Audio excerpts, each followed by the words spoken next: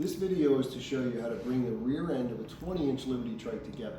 The 20-inch is unique in that you do have to install the wheels on delivery, and so this is important.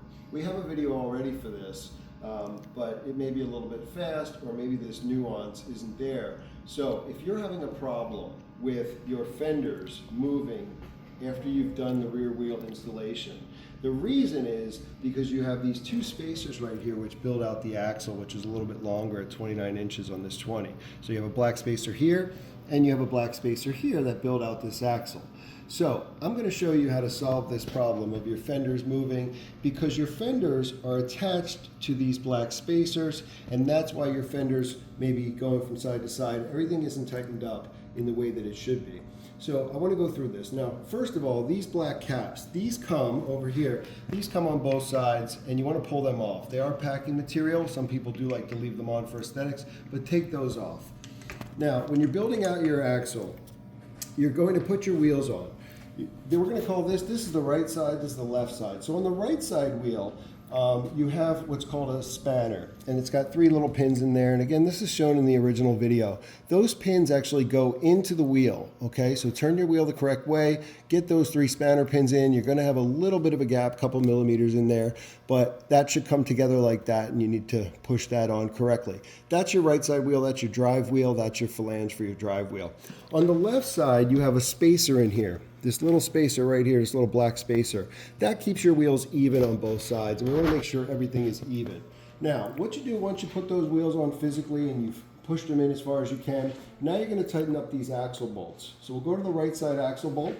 You're going to put that on. You want to tighten it a couple of times. You do have a washer on both sides, the same one washer on the outside. You want to tighten this bolt up. You want to do a couple of turns. You want to still be able to see some thread though. You don't want to tighten it all the way. If you over tighten one side or the other, you can actually pull the axle within the drivetrain too far to the right or too far to the left. So it's very important that you do this evenly. Leave a little bit of a space there, okay? A couple turns. Come over to the left side or vice versa.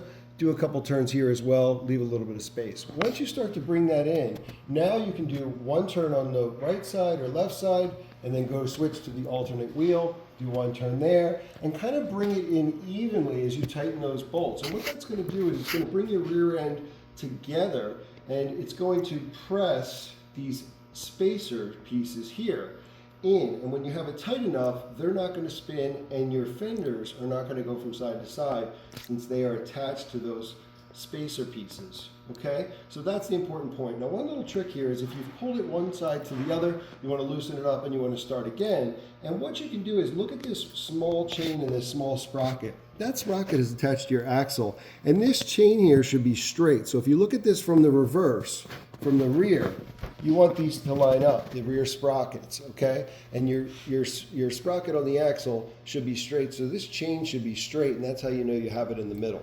So that's what it means. That's why it's important to tighten one side a little, tighten the other side a little. Bring it all together until these spacers do not turn anymore. Then your fenders won't turn anymore, and then you're tight enough here on your 20-inch Liberty trike.